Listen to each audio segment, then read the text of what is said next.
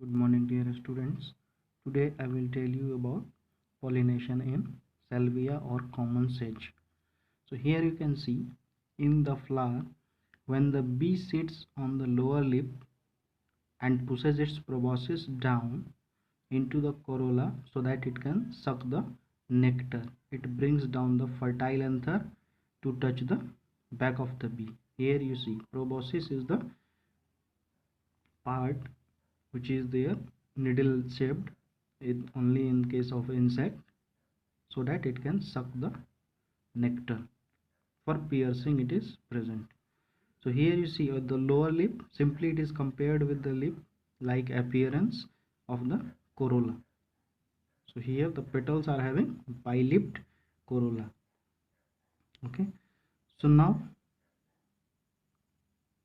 it touches the back of the bee, that is the pollen grain, and it is dusted with the pollen grain.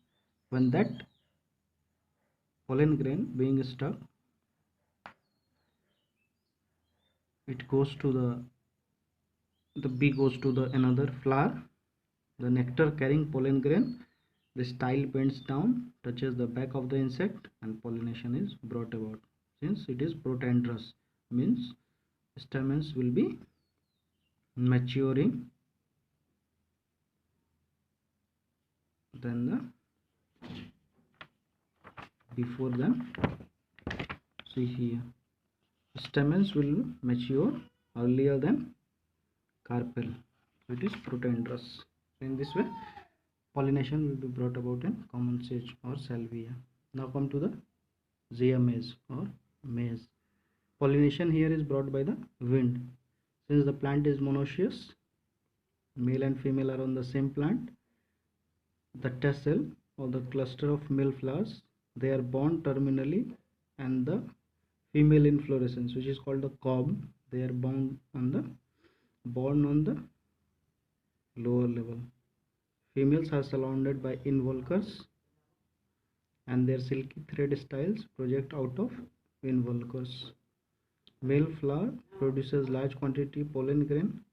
When a mild wind shakes the plant, the male flower releases the pollen which falls down. The pollen grains falling on the stigma bring about pollination. So here you see, very simple.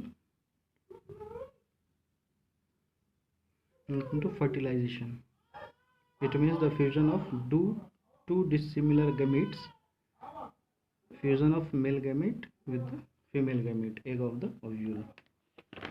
So here you see, for fertilization to take place, pollen grains reaches the stigma. After reaching a stigma, pollen grains absorb moisture and they swell. As a result, the exine, which is the outer part of the pollen grain, ruptures and the inner layer, the intine, grows out to form the tube called pollen tube. The pollen tube grows through style and secrete the enzyme that digests the reserved food. Okay, then the vegetative nucleus moves to the tip of pollen tube followed by generative nucleus. Okay, vegetative nucleus means which will be responsible for the pollination, not pollination, fertilization. The generative nucleus divides into two male nucleus. At this stage, pollen tube enters through the micropyle and discharges the two male gamete in the embryo sac.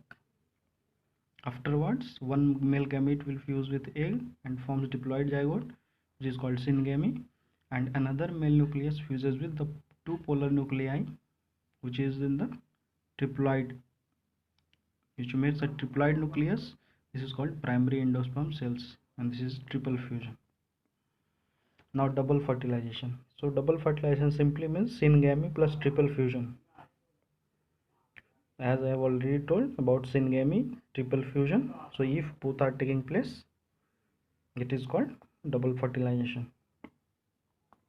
It is unique feature of flowering plants. As a result, the triploid nucleus develops into endosperm, serves as nutrition. Okay. Now come to endosperm development. Endosperm is the develops from primary endosperm by repeated mitotic division. Its development start just before embryo development and may be of different type depending upon cytokinesis. Example you can see in many dicot, bean, sunflower. Endosperm is consumed by flower growing embryo, while in monocot embryo endosperm is much bigger. Example coconut, you can see cereals. Now come to development of embryo. After a period of rest, the zygote develops into the embryo by repeated division. During early stage, no clear distinction between the monocot and dicot embryo, but at a later stage there is a difference. Embryo consists of radicle and plumule, the leaf-like cotyledon. Now come to seed formation and fruit formation. Double fertilization brings many changes, due to which it converts into seed. Inner integument becomes thin and gets converted into tegumen, and outer becomes the testa.